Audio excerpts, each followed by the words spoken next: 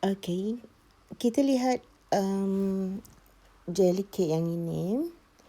Yang ini sebenarnya ada 2 kali pengulangan desain yang sama sebab ada yang berminat untuk mengambil desain ini sebagai desain pilihan mereka sempena happy birthday.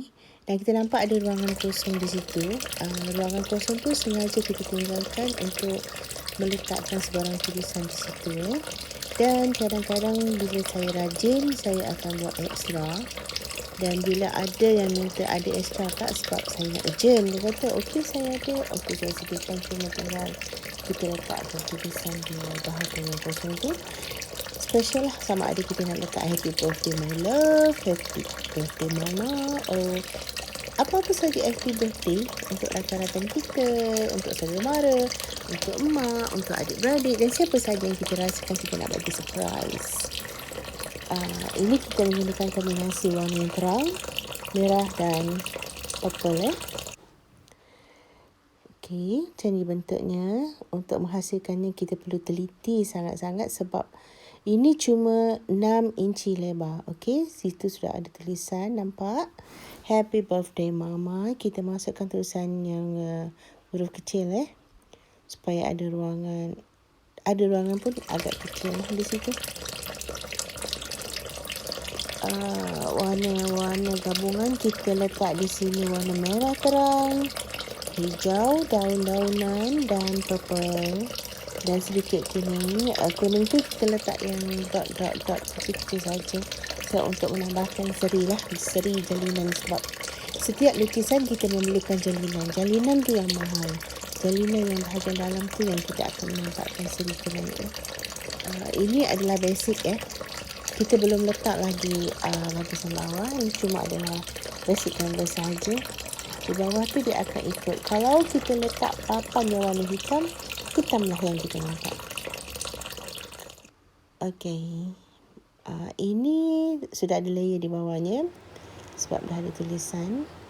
Bila yang ada tulisan, ada layer di bawah dia tu, maknanya dah siap lah tu. Kita tengok Okey, kita nampak macam tu kedudukan dia. Dan macam itulah bentuk dia. Kita lihat daripada tepi. Kita akan nampak seperti pokok-pokok yang tumbuh di dasar kolam. Di bawahnya seperti contohlah tanah tanah warna coklat. Itu yang kita panggil base. Layer base dia. Layer base ni yang menentukan warna atas tu naik. Sebenarnya bahagian atas tu cuma cerah saja. Apabila kita letakkan warna di bawah tu, jadi kita akan nampaklah seolah-olah jelly kita tu warna coklat. Sebenarnya itu lapisan clear jelly saja. Penentu daripada bawah. So, inilah bentuk dia. Ada 2 customer yang minta design yang agak sama. Ini design yang pertama yang saya buat.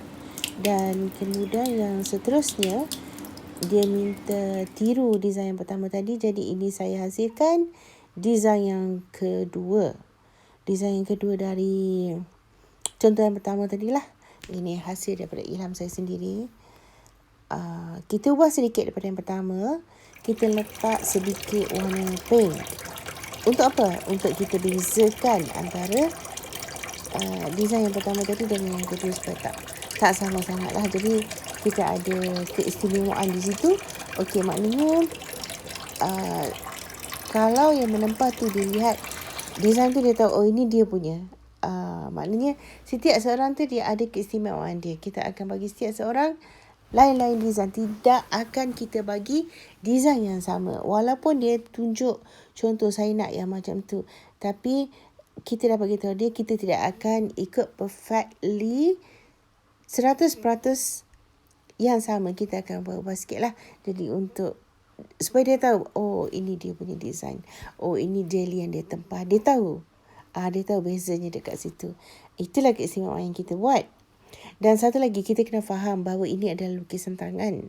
Lukisan tangan ni, dia tertakluk dekat apa yang kita buat dan apa yang kita hasilkan. Sebab apa? Dia tidak akan copy. Dia tidak akan copy exactly the same macam yang pertama tu. Sebab apa? Sebab sometimes kita punya waktu kita buat tu idea kita pun kita dah buat, kita nak ubah sikit, bezakan sikit, jadi dia akan terhasil perubahan sedikit lah. Perubahan sedikit tu kita boleh buat daripada warna, campuran colour saja. Tapi yang ini base bawah dia tetap nak yang sama, warna coklat. Ini dalam ni ada kelapa laut, dekat bahagian bawah kelapa laut, dan kita masukkan sikit macam kelapa laut tu memang dah ada rasa gula Melaka, jadi dia secara tak langsung dia akan rasa gula Melaka, sedap lah.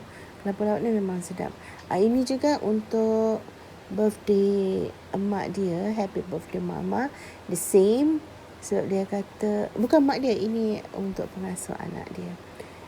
Dan sebagai tanda dia menghargai pengasuh anak dia yang telah menjaga dia dan menjaga anak dia. Dan dia kata, okey, tolong hasilkan sesuatu yang seperti ini exactly. So saya dah beritahu kita tak boleh buat exactly lah.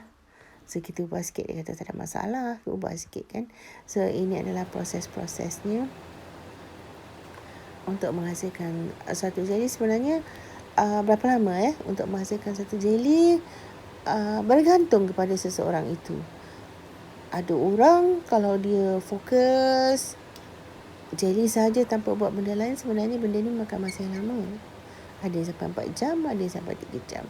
Jadi kalau kita bijak, kita pada masa yang sama, waktu kita buat ni, kita boleh buat kerja lain lagi lah.